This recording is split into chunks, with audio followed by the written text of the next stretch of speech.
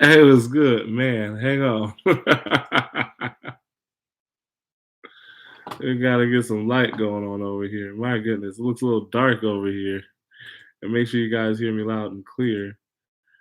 There we go. There we go. Let's see what we got going on here. Let's see. All right, cool. So we are live. Well, guys, let's talk about it. Tonight we had a lot of news, especially for today, that's going on. Today we looked up and we had Batman hit the trailer scene, and the newest, latest, greatest Batman trailer is full of amazing things right now. Guys, it looks to be another banger. Like, and I'm one of those who's been skeptical. I've been real skeptical. I've been very, very hard about Batman as a whole because I'm just not quite sure on Pattinson. But at the same time, though, Matthew Reeves is directing. Pattinson is doing his thing as Bruce Wayne, the iconic Bruce Wayne, who is also the Dark Knight Avenger, Vengeance in the flesh, which is Batman. And then you also have, on the other hand, you also have on the other hand, hang on one second. Julius, what did I say? There's my son. He can't help himself. That's my boy. He just can't help himself until I send his behind the bed. And it's like, he really, really meant it. Anyway, hey, that's the life of being a dad, right? But we also look up and we see that, man, Zoe Kravitz is doing her thing as well too. She's showing up as Catwoman, um, and a very good looking Catwoman, I might add. I know some people aren't quite sold on Catwoman having to be part of the immediate Batman mythos, like, and I get it, like I truly do get it. But at the same time, though, Batman and Catwoman are very much a real thing within the Batman universe. So I'm looking forward to see what they do as an interpretation of it. I'm trying to keep my eyes a little bit more open, just to see how it all works out. The other thing too is that we're going to look up the real character who I'm looking forward to the execution of is ironically the Riddler. Paul Dano is an amazing actor, probably one of the most underrated actors of this modern era. I genuinely feel like America is not very good about highlighting many of its talented artists that are young actors and actresses. Like, you have people like Ben Foster, who will likely never see his time in the sun because Hollywood really for like the actor's actor. They get some actors, like they'll occasionally get like a Chris Cooper or get somebody like, ironically, Kevin Spacey. Uh, they might somewhat get them right, but there's very few actors that are out there. And then Colin Farrell was doing his thing inside the trailer as well too. So there's a lot of opportunity for this latest greatest Batman. My favorite big takeaways, it looks very, very action packed.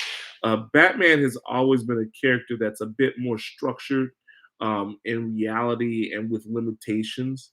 It has been his anger and his determination and his will to do whatever it takes to win that has separated Batman from everybody else. So definitely looking forward to the execution of Batman. The other thing too is the music sounded amazing. Like I said, I can't wait to see what Paul Dano does. He looks to be bringing on a pretty tight performance for Edward Nigma. Um, the other thing is, obviously they're showing like a very stoic looking Bruce Wayne, who obviously is a lot more than what he's leading on. He wants to lead on as though he's not really caring, that he's detached, that he's aloof to the issues of Gotham City, and he's probably the most dialed in person in the room, period. Like I said, Zoe Kravitz looks to be quite daring in her role as Catwoman, but it'll be interesting. It's always going to be about the believability factor, right? That's what people are going to look like. Um, I am looking forward to seeing what Farrell does with the Penguin. You got to understand, Colin Farrell is relatively a pretty good looking dude. Cobblepot is not. Cobblepot is not. The Penguin is not. And then also, as I mentioned before, Paul Dano. I'm just looking forward to seeing what he does with that. Other than that, man, let's hit the video game news real quick, and you'll see it in my comments as well in my little section for the description.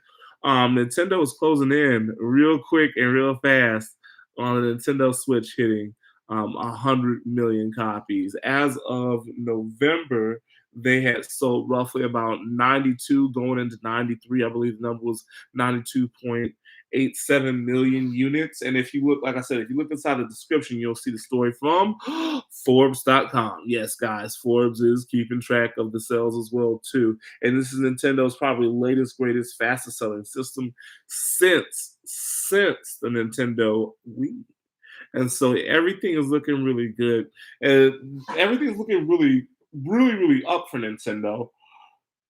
Just I can say that before now, and I'm sorry guys, I've been running the day from end to end today. But you gotta pay attention that the last system to do 100 million underneath Nintendo brand was the Nintendo Wii. But even Sony with the PS4, it sold roughly about 116 million copies during the PS4's lifetime. So this is looking really good, especially when you consider the PS3 with limitations has basically sold about 13 million in its 2 years that it's been out there. So we don't know what the likelihood of the end game of the sales are for the PS5. But what we do know is that the Nintendo Switch, it has won the console war. Like this, the war is over, guys. I'd even mention saying Nintendo isn't even inside of a console war. They're competing against themselves.